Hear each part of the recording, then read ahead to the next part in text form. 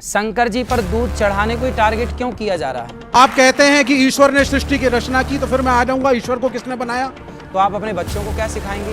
हमारे भारत की पहचान संस्कारों से है। मर्यादा नाम की कोई चीज है? मैं हिजाब डालूंगा बिकनी कि मैं कैसे भी कपड़े पहनूं, आपको क्या दिक्कत है? मैंने कहा बात ठीक कह रही हो आप, हमें क्या दिक्कत है? तुम कुछ भी मत पहनो, जरा से पहनो, हमें क्या दिक्कत है?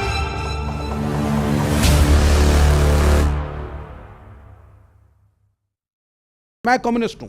हाँ, मैं नहीं मानता अस्तित्व को ईश्वर के। भाई शुरू से कहा जा रहा हाँ। है कि जिसने हमें जन्म दिया वो माता है। क्या आप नहीं मानते कि उसे आप माता कहते हैं? नहीं, माता को तो मानते हैं। फिर आप कह रहे हैं कि शुरू से चली आई परंपरा मैं नहीं मानता। आप कहते हैं कि ईश्वर ने सृष्टि की रचना की, तो फिर मैं आ जाऊंगा ईश्वर को किसने बनाया, तो ये डिबेट अनंत हो जाएगी। मैं सबके इसका उत्तर ना तैयार विज्ञान हूं। के पास है अभी और ना किसी मनुष्य के पास। अलग अलग धर्मगुरु अपने अपने हिसाब से अपनी लॉजिक दे रही है। मैं किसी को बुरा भी नहीं कह रहा, लेकिन मैं आपसे एक बात कह रहा हूं कि शुरू से तो जाति प्रथा भी इस मुल्क में है, इस देश में है। शुरू से जाति प्रथा नहीं है। मैं बता देता हूं आपको, भगवत गीता में लिखा हुआ है वर्ण व्यवस्था है। क्या है उसको आपने समझा? सुनते जाइए आप पहले। महाभारत में सूतपुत्र कह के कर्ण का अपमान हुआ। मैं आपको अनेकों उदाहरण दे सकता हूं जिसमें जाति व्यवस्था, जिसको आप सनातनी समाज कहते हैं, उसका शबरी का के बेर रही है।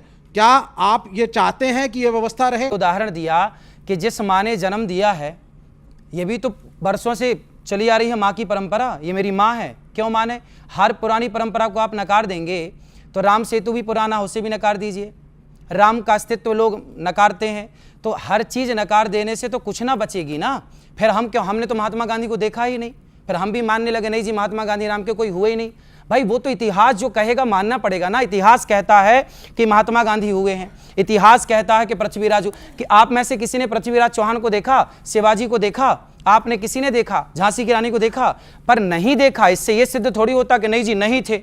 भाई इतिहास पढ़ा है ना। जो इतिहास महात्मा गांधी के होने का प्रमाण देता है, वही इतिहास महाभारत का राम और कृष्ण के होने का भी प्रमाण दे रहा है। तो आप एक इतिहास मान रहे हैं, एक नहीं मान रहे हैं, ये गलत बात है। अब हम ही खोल खोल के दिखाएं और सामने वाले से कहें कि तुम अपनी सोच बदलो, तो ये कहां तक सही है? जो हीरा होता है ना, हीरे की दुकान में हीरा अंदर होता है, और जो सरिया होता है वो दुकान में बाहर पड़ा रहता है। लड़के तो सरिया की तरह हैं, जबकि बेटियां हीरे की तरह हैं।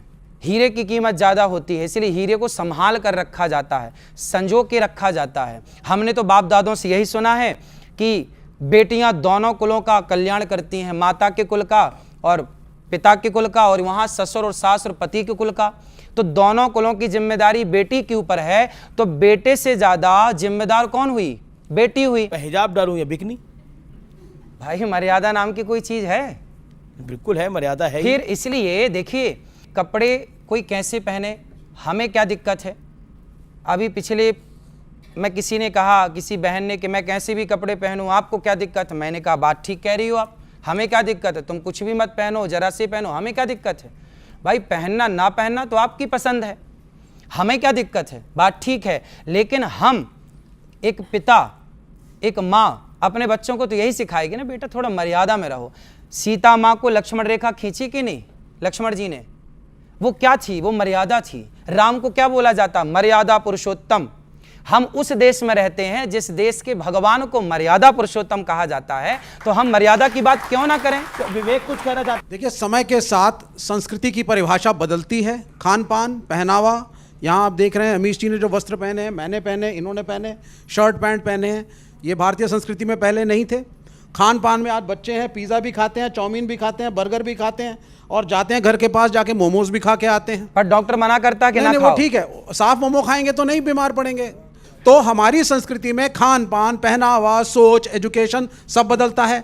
आज लड़कियां भी पढ़ रही हैं, तो आज जो एक स्त्री है, एक लड़की है, वो एक लड़के के बराबर है, उनमें कोई भेदभाव नहीं है। एक लड़की का अधिकार है वो क्या पढ़े, क्या पहने और क्या खाए।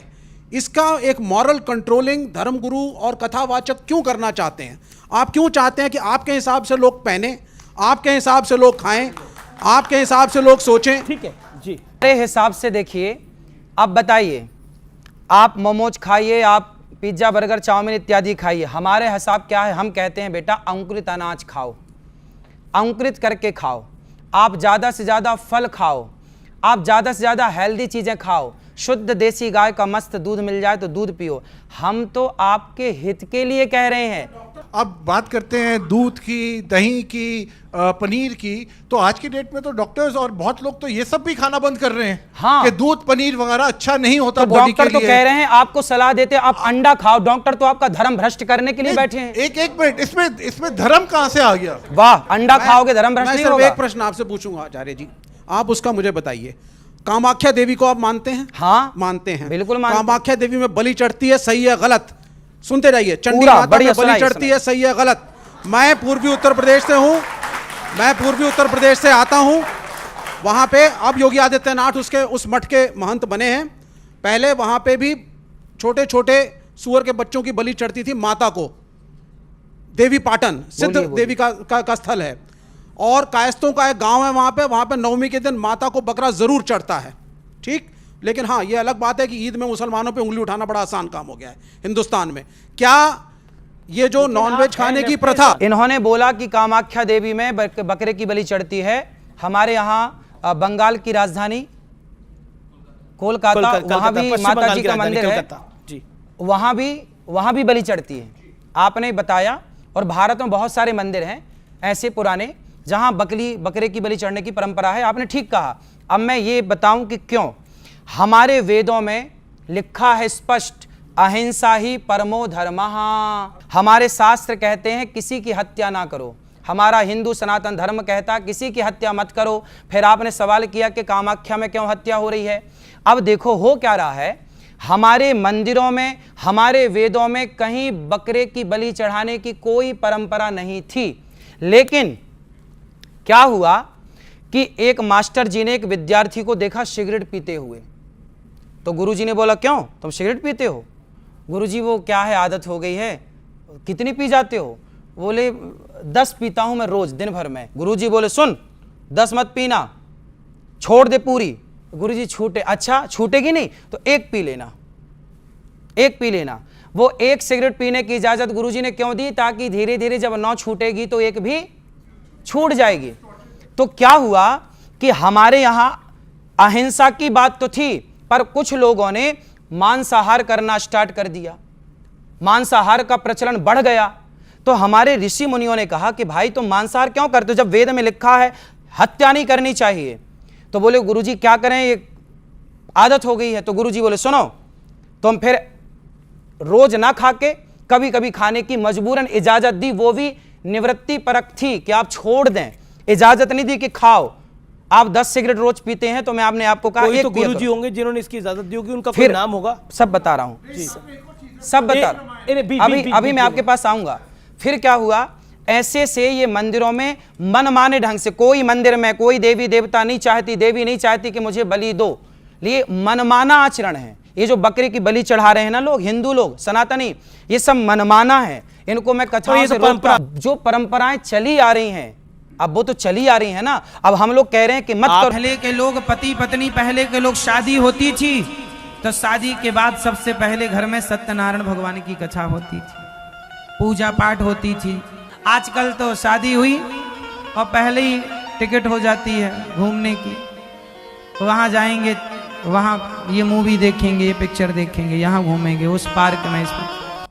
शादी करना बहुत आवश्यक है। और शादी के बाद आपकी जो रीति रिवाज हैं, हमने पुरानी रीतियां देखी कि शादी के बाद पहले बहू आती है तो वहां पर कुल देवताओं की पूजा होती है, अपने देवी देवताओं की उपासना होती है, बड़े बुजुर्गों को प्रणाम होता है, गांव में कुल देवता, स्थान देवता, ग्राम देवता को प्रणाम होता है। फिर आप जाइए, एंजॉय करिए, कोई रोक थोड़ी रहा है, पर एक मर्यादा है। आज के लोग एंजॉय करना चाहते हैं। नहीं भैया, आपकी बात ठीक है, आपकी बात बिल्कुल ठीक है। मैं क्यों पाबंदी लगाऊंगा, मैं कौन होता हूं। लेकिन एक नसीहत, एक आपका भाई, आपका बेटा, आपका अपना होने के नाते आपने मुझे यहां बिठाया है ना, तो इसके नाते मैं आपको एक सलाह तो दे ही सकता हूं कि देखिए, आज की आपाधापी में मत जाइए, आज की चमक में मत जाइए, लेकिन अपने संस्कारों, आप मॉडल बनिए। आप 21वीं सदी में तो हैं, लेकिन संस्कारों को भुलाकर क्या पाओगे।